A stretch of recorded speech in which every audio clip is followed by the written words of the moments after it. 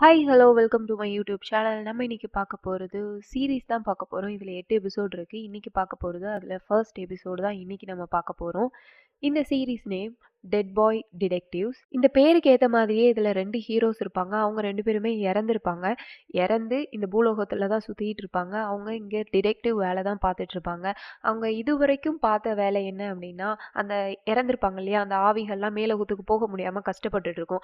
அவங்க எதனால் அவங்க இந்த மாதிரிலாம் வந்துட்டு மேலோகத்துக்கு போக முடியாமல் கஷ்டப்படுறாங்க அப்படின்றத கண்டுபிடிச்சி அதுக்கான சொல்யூஷனையும் கொடுத்து அவங்கள மேலோகத்துக்கு அனுப்புறதா இவங்களோட வேலை. இவங்க ஏன் பூலோகத்தில் சுற்றிட்டு இருக்காங்க அப்படின்றது உங்களுக்கு கொஸ்டின் வரும். ஆனால் வந்துட்டு இதை நம்ம ஸ்டோரிக்குள்ளே தான் பார்க்கலாம், அது டீட்டெயிலாக. இந்த ஹீரோஸ் பூலோகத்தில் இருக்கிறதுனால இங்கே ப்ரெசண்ட் அங்கே என்ன நடக்கு அப்படின்றது எல்லாமே சேர்த்து தான் இதில் மிக்ஸ் பண்ணி தான் காமிச்சிட்டு இருப்பாங்க. இவங்க யார் கண்ணுக்கும் தெரிய மாட்டாங்க, சில பர்டிகுலர் மெம்பர்ஸை தவிர. அந்த மந்திரம் தந்திரங்கள் தெரிஞ்சவங்க, அதுக்கப்புறமா விச்சஸ், அந்த மாதிரி ஆட்கள் கண்ணுக்கு தான் இவங்க தெரிவாங்க. அவங்க கிட்ட பேசவும் முடியும். அந்த மாதிரி தான் இந்த ஸ்டோரிஸ் எபிசோடு ஃபுல்லாகவே இருக்கும். செம்ம டிஃப்ரெண்ட்டான ஸ்டோரி. கண்டிப்பாக எல்லா எபிசோடையும் பாருங்கள். ஃபர்ஸ்ட் ஓப்பனிங் சீன்லேயே நம்ம ஹீரோஸ் 2 பேரும் தலைதெறிக்க ஓடி வந்துட்டு இருப்பாங்க. அவங்க எதனால் ஓடுறாங்க அப்படின்னா, அவங்கள ஒரு ஆவி தான் வந்து துரத்திட்டு வரும். இவர் தான் சார்ல்ஸ், இவர் தான் எட்வின். இவங்க 2 பேரும் தான் மெயினான ஹீரோஸ். அந்த ஆவிகிட்ட இருந்து தப்பிச்சு தலைதெறிக்க ஓடி வந்துட்டு இருக்கும்போது தான் எட்வின் வந்துட்டு சார்ல்ஸ் கிட்ட சொல்லுவான், எனக்கு வந்து இந்த பொருள் தேவை அப்படின்னு சொல்லிட்டு. நம்ம சார்ல்ஸ் கிட்ட ஒரு பேக் இருக்கும். அது என்னன்னா, நம்ம டோரா கிட்ட இருக்கும் இல்லையா, சேம் அதே டைப் தான். என்ன வேணாலும் உள்ள போட்டு வச்சுக்கலாம், எவ்வளோ போட்டாலும் உள்ள போய்கிட்டே தான் இருக்கும். அந்த மாதிரி ஒரு மந்திர ஜாலம் தெரிஞ்ச ஒரு பேக் தான் அது. நம்ம எட்வின் சடனாக கேட்டதும் அவன் நின்று தேடி பார்ப்பான். ஆனால் அந்த பேக்கில் இருக்காது. அதனால சரி ஓகே, அங்கேருந்து ஓட தான் செய்யணும் அப்படின்னு சொல்லி அவங்க 2 பேரும் ஓட தான் செய்வாங்க. அந்த ஆவியும் வந்துட்டு துரத்திக்கிட்டே தான் வரும். அவங்க நினச்சா இந்த கண்ணாடிக்குள்ளே புகுந்து எந்த இடத்த நினைக்கிறாங்களோ அந்த இடத்துக்கு அவங்களால ரீச் பண்ண முடியும். அதே மாதிரி அவங்க ஆஃபீஸ் தான் போகணும் அப்படின்னு நினைப்பாங்க. அவங்களாம் ஆனால் வந்துட்டு இந்த டைம் மிஸ் ஆகி வேற பக்கம் வந்துருவாங்க. அங்கேருந்து ஓடிட்டு இருக்கிற டைமில் அது நேற்று நடந்த ஒரு சீன் தான். ஒரு நர்ஸு தான் வந்துட்டு இந்த கேஸே வந்துட்டு கொடுப்பாங்க. இந்த ஆவி வந்து துரத்திட்டு வராங்க இல்லையா, அந்த ஆவி கேஸ் வந்துட்டு அந்த நர்ஸ் தான் வந்துட்டு கொடுப்பாங்க. அவங்க ஒரு 100 வருஷத்துக்கு முன்னாடியே இறந்துருப்பாங்க. அந்த துரத்திட்டு வர ஆவியும் பார்த்தீங்கன்னா ஒரு ஆர்மி மேன். அவன் ரொம்ப கஷ்டப்பட்டு இறந்துருப்பான். அதனால இப்போ வந்து ஏதோ சாபத்தினால இப்படிலாம் சுற்றிக்கிட்டு இருக்கான், அவனுக்கு வந்துட்டு நீங்கள் ஒரு சொல்யூஷனை கொடுங்க அப்படின்னு சொல்லி தான் அந்த நர்ஸும் வந்துட்டு அவங்க அந்த கேஸை அவங்க கையில் கொடுத்துட்டு போயிருப்பாங்க. அந்த கிளிப் மட்டும் சின்னதாக காமிச்சிட்டு அதுக்கப்புறமா இப்போ நடக்கிறது. அவங்க அதுக்கப்புறமா ஒரு கண்ணாடி வழியாக புகுந்து கரெக்டாக ஆஃபீஸ்க்கே வந்துருவாங்க. சேம் அதே மாதிரி அந்த ஆர்மி மேனும் வந்து விழுந்துருவான். விழுந்த வேகத்தில் நம்ம எட்வின் வந்துட்டு ஒரு புக் எடுத்துட்டு அந்த நெருப்பு மந்திரம் அதை வந்துட்டு சொல்லிட்டு இருக்கிற டைமில் நம்ம சார்ல்ஸ் வந்துட்டு அந்த சாபம் நிறைஞ்சது வந்து பார்த்தீங்கன்னா அந்த ஆர்மி மேனோட மாஸ்க் அதுதான். அதனால அந்த மாஸ்கையும் கழட்டி வீசினதில் அந்த மாஸ்க்கும் எரிச்சிருவாங்க. அதுக்கப்புறம் அதோட சாபமும் தீந்துரும். அதுக்கப்புறம் அவன் வந்து மேலோகத்துக்கு தான் போகணும். இந்த 2 பேரும் அங்கே போய் ஒளிஞ்சுக்குவாங்க. ஏன்னா மரண தேவதை வர்ற டைமில் இவங்க இருந்தாங்கன்னா இவங்களையும் லட்டு மாதிரி தூக்கிட்டு போயிடுவாங்க அப்படின்னு சொல்லிட்டு அவங்களும் போய் ஒளிஞ்சுக்குவாங்க. சேம் அதே மாதிரி மரண தேவதையும் வருவாங்க. அந்த ஆர்மி மேனையும் அங்கே வந்து கூட்டிகிட்டு போயிடுவாங்க மேலோகத்துக்கு. இது வந்துட்டு ஒரு சின்ன இன்ட்ரோ சீன் தான். பார்த்தீங்கன்னா, இங்க ஒரு குட்டி பொண்ணு தான் நடந்து வந்துட்டுருப்பா டிடெக்டிவ பார்க்குறதுக்காக. அவ ஏன் வரா அப்படின்னு சொன்னா, அவ வந்து 1800லயே இந்த பொண்ணு இறந்திருப்பா. அவளுக்கு வந்துட்டு உயிரோட இருக்கிற பொண்ணு, இப்ப பிரசன்ட்ல இருக்கிற ஒரு பொண்ணு வந்துட்டு இவளுக்கு ரொம்ப க்ளோஸ். அவ வந்து ஒரு சைக்கிக்ஸ். அவ ஒரு உளவியலாளர். அதனால அவளுக்கு அந்த மந்திர தந்திரங்கள் அந்த மாதிரி விஷயங்கள்லாம் அவளுக்கு தெரியும். அதனால இந்த குழந்தை வந்துட்டு அவ கண்ணுக்கு தெரியவா. அவ சின்ன பொண்ணு தானே அப்படின்னு சொல்லிட்டு ரொம்ப நெருங்கி பழகிட்டு இருப்பா. சமீப காலமா வந்து பார்த்தீங்கன்னா, ரொம்ப அக்ரெசிவா நடந்துட்டு இருப்பா. அதனால சரி ஓகே, என்னோட ஃப்ரெண்டு மறுபடியும் எனக்கு வேணும், அவள் மறுபடியும் என் கூட அந்த மாதிரிலாம் பழகணும் அப்படின்னு சொல்லிட்டு அவளுக்கு ஏதோ பிரச்சனை அப்படின்னு சொல்லி தெரிஞ்சுக்கிட்டு அந்த டிடெக்டிவ்ஸையும் தேடி வருவா. அதுக்கப்புறமா அவங்க அந்த பொண்ணு சொன்னதெல்லாம் வச்சு பார்க்கும்போது டிடெக்டிவ் வந்துட்டு தெரிஞ்சிடும், ஓகே அவளுக்கு பேய் தான் பிடிச்சிருக்கு, அவள் பேய் ஓடினா அப்படின்னா அவளுக்கு சரியாயிடும் அப்படின்னு சொல்லிட்டு. இந்த பொண்ணு பார்த்தீங்கன்னா யார் கண்ணுக்குமே தெரியாத மாதிரி ஒரு பெட்டு அவள் வந்து மறைச்சி வளர்த்துட்டு இருப்பா. Glowing magical squid. செம்ம க்யூட்டாக இருக்குல்ல. இப்போ நம்ம டிடெக்டிவ்க்கு வந்து ஒரு கேஸ் கிடைச்சதுனால அந்த கேஸை பற்றி ஃபுல்லாக ஸ்டடி பண்ணணும் அப்படின்னு சொல்லிட்டு தான் வந்துட்டு ஃபாலோ பண்ணி போயிருப்பாங்க. இவளோட நேம் கிறிஸ்டல். அவளை வந்துட்டு ஒரு சில பல நாட்களாக ஃபாலோ பண்ணதில் உங்களுக்கும் ஒரு ஐடியா கிடைக்கும். சரி ஓகே, இவளுக்கு இதான் இந்த பேய் தான் பிடிச்சிருக்கு, இந்த மாதிரிலாம் சொன்னோம் அப்படின்னா அந்த பேயை ஓட்டிடலாம் அப்படின்னு சொல்லி எல்லாரும் ரெடி பண்ணிவிட்டு அவங்களும் கிளம்புவாங்க. ஒரு ட்ரெயினில் தான் அவள் போய்கிட்டு இருப்பா. அங்கே ஒரு தாத்தா பாட்டி 2 பேர் தான் இந்த மாதிரி இருக்கும். சடனாக பார்த்தீங்கன்னா 2 பேரும் அவளை பார்த்து அட்டாக் பண்ணிகிட்டு இருப்பாங்க. அவளும் வந்துட்டு பதிலுக்கு பயங்கரமாக அட்டாக் பண்ணிட்டு இருப்பா. அட்டாக் பண்ண வேகத்தில் தான் தெரியும் இவங்க 2 பேரும் பார்த்தீங்கன்னா நம்மளோட டெட் பாய் டிடெக்டிவ்ஸ் தான். அதுக்கப்புறமா அந்த பாட்டியும் வந்துட்டு பயங்கரமாக அது இதுன்னு சொல்லிட்டு அந்த சடங்கு பண்றதுக்காக நிறைய இதெல்லாம் ரெடி பண்ணி வச்சிருப்பாங்க. இவங்கள அட்டாக் பண்ண வேகத்துல இவ இப்போ அந்த சர்க்கிள்ல வந்துட்டு அவள போய் விழுந்துருவா. அதுக்கப்புறம் அந்த மந்திரங்கள்லாம் கொஞ்சம் வேலை செய்ய ஆரம்பிக்கும். அதே டைம்ல வந்துட்டு அந்த ட்ரெயினும் தலைகீழா அப்படி இப்படின்னு எல்லாமே போகும். அந்த பல சிக்கல்களுக்கு இடையில அந்த அவங்க ரெடி பண்ணி வச்சிருந்த அந்த பெட்ஷீட்டையும் வந்துட்டு அவ மேல போத்தி விட்டுருவாங்க. அதுல இருந்து கஷ்டப்பட்டு அது இதுன்னு சொல்லிட்டு வெளியில வந்து பாத்தீங்கன்னா அந்த பெட்ஷீட்டோடவே அந்த பேய் அங்க இருந்து ஓடிட்டு இருக்கும். அதுக்கப்புறமா இவகிட்டயும் கேட்பாங்க, சரி ஓகே உனக்கும் பேய்லாம் போயிடுச்சு அப்படின்னு சொல்லிட்டு. இவங்க என்ன நினைப்பாங்க அப்படின்னா அவளோட கண்ணுக்கு நமக்கு தெரிய மாட்டோம் அப்படின்னு சொல்லி. ஆனா இவ வந்து ஒரு சைக்கிக்ஸ்ட் அப்படின்றதுனால இவங்களோட கண்ணுக்கு தெரியவா. அப்புறம் அவ வந்துட்டு என்னோட பேரு கிறிஸ்டல் அப்படின்னு சொல்லிட்டு அவளோட வீடு பத்தி எல்லாமே யோசிச்சு பார்க்கும்போது அவளுக்கு எந்த இதுவுமே ஞாபகம் இருக்காது. கிறிஸ்டலுக்கு எதுவுமே ஞாபகம் இல்லாதனால அதனால நமக்கு சார்ல்ஸ் என்ன சொல்லுவான் அப்படின்னா இவளோட மெமரிஸ் எல்லாம் இவளுக்கு திரும்ப கிடைக்கிற வரைக்கும் இவளை நம்ம கூடவே வச்சுக்கலாம் அப்படின்னு சொல்லிட்டு அவனும் வந்து சொல்லிடுவான். ஆனா எட்வினுக்கு அதுல சுத்தமா விருப்பமே இருக்காது. அதுக்கப்புறமா அவங்களும் அவளோட ஆஃபீஸ்க்கே வந்துட்டு போயிடுவாங்க. அங்க கிறிஸ்டலும் வந்துட்டு ரெஸ்ட் எடுத்துட்டு இருப்பா. அதுக்கப்புறமா நம்ம சார்ல்ஸும் கிறிஸ்டலும் ஒரு வாக் மாதிரி போயிட்டு வருவாங்க. ரிட்டர்ன் வரும்போது தான் எட்வின் கிட்ட நிறைய கேசஸ் பத்தின ஃபைல்ஸ் எல்லாமே இருக்கும். அது யார் கொடுத்துருப்பா அப்படின்னா ஒரு போஸ்ட்மேன். அந்த இறந்தவங்கலயே ஒரு போஸ்ட்மேனும் இருப்பான். அந்த போஸ்ட்மேனும் அந்த சொசைட்டில நடக்கிற அப்ப அங்கங்க நடக்கிற பிரச்சனைகள் எல்லாமே வந்துட்டு கலெக்ட் பண்ணி பேப்பர்ஸா இந்த டிடெக்டிவ்ஸ்ட்ட அப்பப்போ வந்து கொடுத்துட்டும் போவான். அப்போ நம்ம அந்த கிறிஸ்டல் தான் வந்துட்டு அந்த பேப்பர்ஸ் எல்லாம் எடுத்து பார்த்துட்டு இருக்கும்போது சடனா அதை டச் பண்ணும்போது அதில் ஒரு மிஸ்ஸிங் அப்படின்னு சொல்லிட்டு ஒரு சின்ன பொண்ணு போஸ்ட் வந்துட்டு அதில் இருக்கும். அதை டச் பண்ணதும் அவளுக்கு ஒரு விஷயமும் வந்துட்டு தெரியும். இல்லை அந்த சின்ன பொண்ணு ஒரு இருட்டான அறையில இருக்கிற மாதிரியும் அதில் பயங்கரமா ஒரு பெரிய பாம்பு அவளை சுத்திட்டு இருக்கிற மாதிரியும் அதுக்கப்புறம் நிறைய மந்திரங்களும் அவளை சுத்தி இருக்கிற மாதிரியும் அவளுக்கு ஃபீல் ஆகும். அதை பார்த்ததும் வந்துட்டு நம்ம எட்வின் கிட்ட இந்த பொண்ணு உயிரோட தான் இருக்கா, நம்ம இவளை எப்படியாவது காப்பாற்றணும் அப்படின்னு சொல்லிட்டு அவளும் வந்துட்டு சொல்ல நம்மளோட டிடெக்டிவ்ஸ் பார்த்தீங்கன்னா இது வரைக்கும் ஆவிகளுக்கு தான் ஹெல்ப் பண்ணிட்டு இருந்திருக்காங்க. உயிரோட இருக்கிறவங்களுக்கு இது வரைக்கும் பண்ணது கிடையாது. கிறிஸ்டலுக்கு பண்ணியிருக்காங்க அப்படின்னு சொன்னா அவங்க உடம்புல ஆவி புகுந்ததுனால அந்த வேலையை பண்ணாங்க. ஆனாலும் எட்வின் அதை வந்துட்டு மறுத்ததுனால கிறிஸ்டலும் வந்துட்டு இல்ல இந்த பொண்ணு உயிரோட இருக்கா, இதை தெரிஞ்சதுக்கு அப்புறமும் நம்ம எப்படி அதை காப்பாற்றாம இருக்க முடியும் அப்படின்னு சொல்லி ஓகே நம்ம அங்க போய் தான் ஆகணும் அப்படின்னு சொல்லி இவங்க 3 பேரும் அந்த சம்பவம் நடந்த இடத்துக்கே அவங்களும் போயிடுவாங்க. அது ரொம்ப தூரத்துல இருந்ததுனால அவங்களுக்கு அந்த ஸ்டே பண்றதுக்கு எல்லாத்துக்குமே இடம் வேணும் அப்படின்னு சொல்லிட்டு ஃபர்ஸ்ட் ரெண்டலுக்கு தான் வந்துட்டு ஹவுஸ் பார்ப்பாங்க.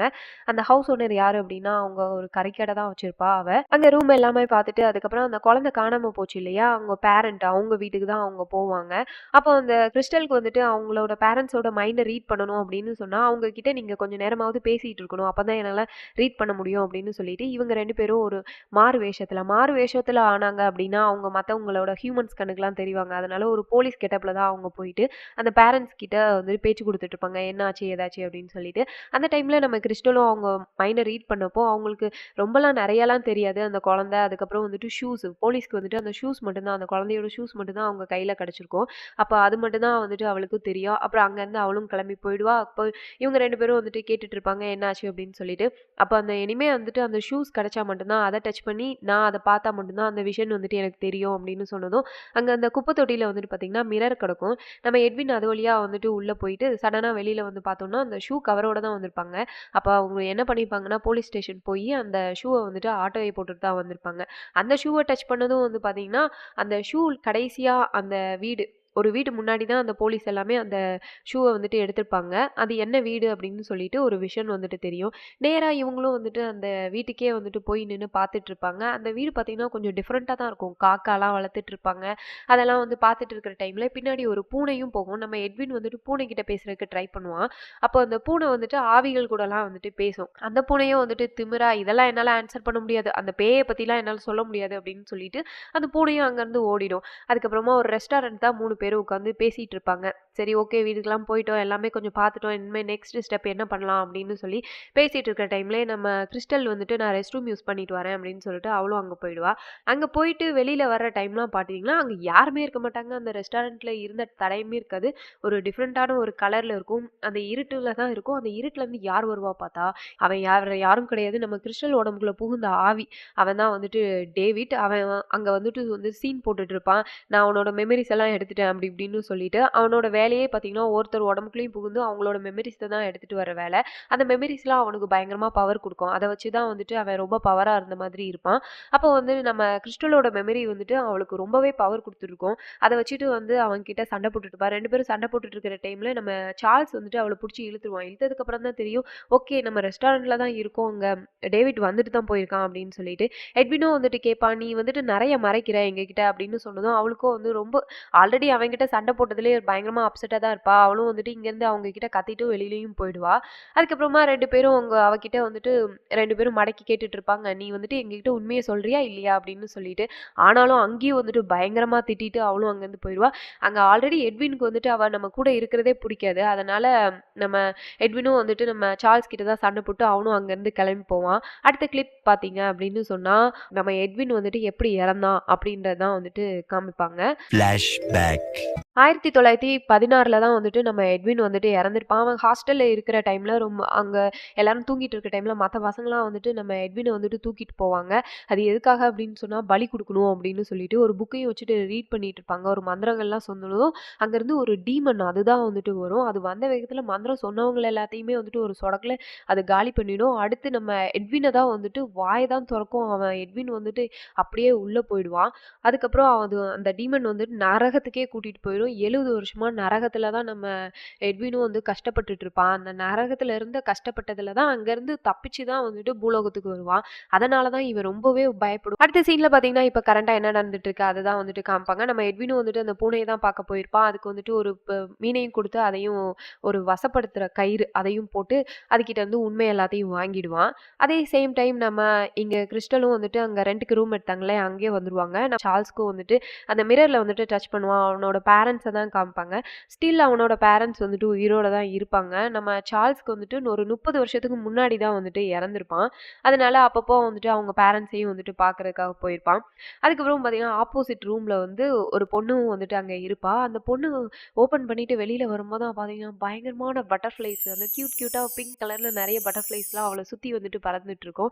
அடுத்து பார்த்தீங்கன்னா, நம்மளோட எட்வினும் வந்துட்டு வந்துருவா. ஓகே நான் அந்த பூனைக்கிட்ட இருந்து நான் நெறைய விஷயங்கள்லாம் வாங்கிட்டேன். வாங்க நம்ம கீழ போய் அத பத்தி டிஸ்கஸ் பண்ணலாம் அப்படின்னு வந்துட்டு அவனும் வந்துட்டு சொல்லி கூப்பிட, அப்ப நம்ம கிறிஸ்டலையும் பார்த்துட்டு வந்துட்டு சொல்லிட்டு இருப்பான். இந்த மாதிரி ஹானஸ்ட்டா இருக்கிறவங்கலாம் வந்துட்டு எங்களோட கேங்குக்கு தேவையில்ல அப்படின்னு சொல்லிட்டு, நம்மளோட கிறிஸ்டலும் வந்துட்டு சொல்லிடுவா. ஓகே நான் உண்மைய சொல்லிடுறேன் அப்படின்னு சொல்லிட்டு, இப்போ ஒரு 3 மந்த்துக்கு முன்னாடி தான் நான் வந்துட்டு டேவிட்ட பார்த்தேன். அவன பார்த்ததும் வந்துட்டு லவ் பண்ண என்ன சொல்லி என்னை சொல்ல காதல் என்னை கை ஃபர்ஸ்ட் எனக்கு அவன் வந்துட்டு ஆவின்றது எனக்கு தெரியல.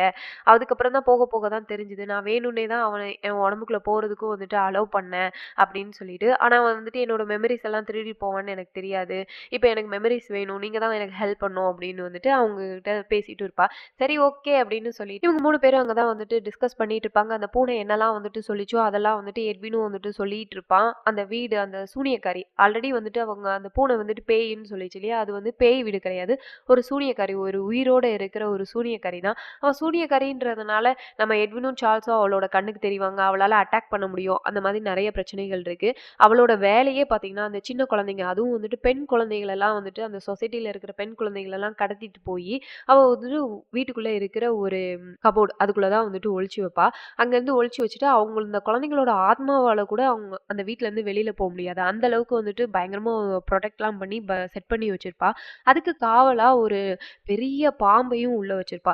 இப்போ அதுக்குள்ள போயி அந்த குழந்தைய வந்துட்டு இவங்க காப்பாத்திட்டு வரணும். அதுதான் இது. நெக்ஸ்ட் டேவே வந்துட்டு அந்த வீட்டு முன்னாடி போயிடுவாங்க. அந்த சூனியக்காரி ஒரு வேலை இருக்கு அப்படின்னு சொல்லிட்டு அவளும் அங்கருந்து கிளம்பி போயிருப்பா.